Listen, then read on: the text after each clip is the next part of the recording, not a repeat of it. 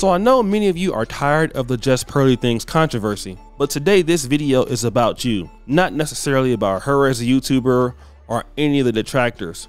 Because this little civil war going on right now has content creators roasting each other. It has people hopping on panels.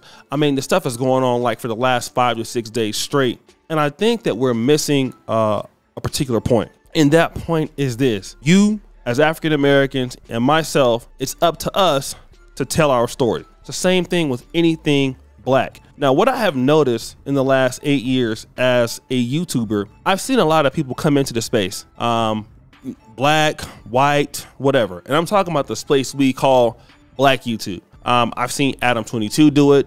Vlad was even here before I was here. And I always hear the comment that, you know what? These people are grifting off our culture. You know, they're coming into our area and they're making money. They shouldn't be here. And then for the blacks that support them, they're called a lot of derogatory names, and, you know, you're a sellout, you're defending this person, you're endorsing this person. And I get all of that.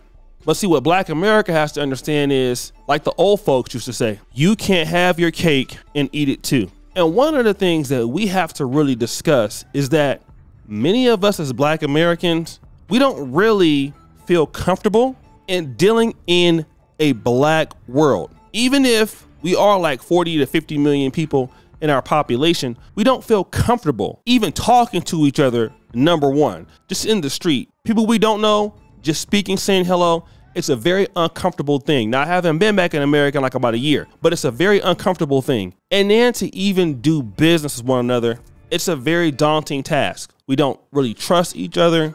We tend to not have as much respect for one another. And so what happens is, all of the opportunities out there on the table, we tend to just say, well, you know what?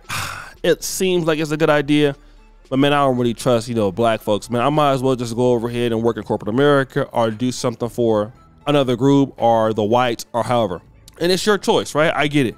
Working with black people is not easy, especially when you're black, because a lot of our people are affected with a mindset that is very anti-black. You know, I even caught myself doing it. Sometimes I even catch myself thinking about ways and things that's really detrimental to the race. And we all have those things like, man, I can't stand these, whatever, you know what I mean?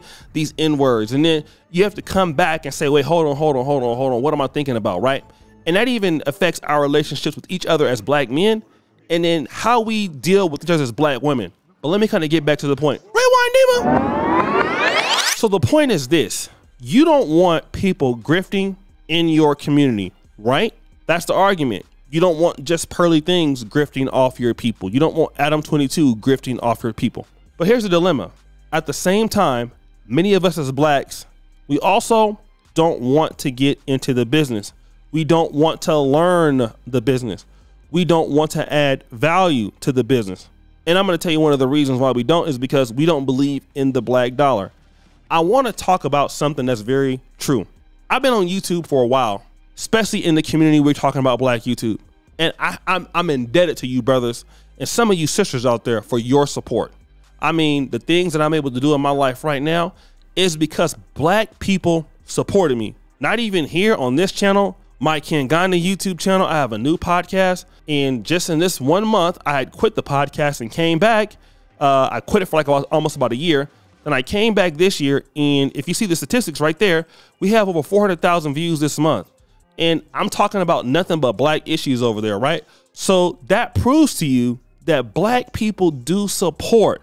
The question is, are you going to do something that earns our support as a community? Would you do something that we would pay you for your support? Or you have presented enough solutions that we should support you? And what I keep finding with a lot of people in the black business world is we neglect our black clients, our black people who are paying us. And we always talk about the black people out there who are bad, who won't pay you, the Pookies and the Ray Rays. But very rarely do we talk about the good black people out there who have supported us. And I thank you. There's been so many great people I've met in my YouTube career that I wouldn't have never met if I stayed in Sacramento, right? So many good people, so many great friends I've made. You know, shout out to brother MTR. I know the brother's controversial.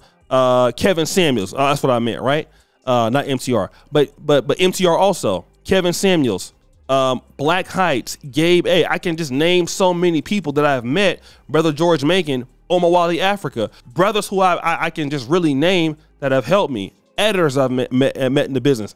Even Dima, right? Dima is Russian, but he was my first editor, and because of Dima, I was able to hire 16 more people, 10 more editors, right? That were black. So, I mean, just being a good person and also just wanting to provide situations for your people.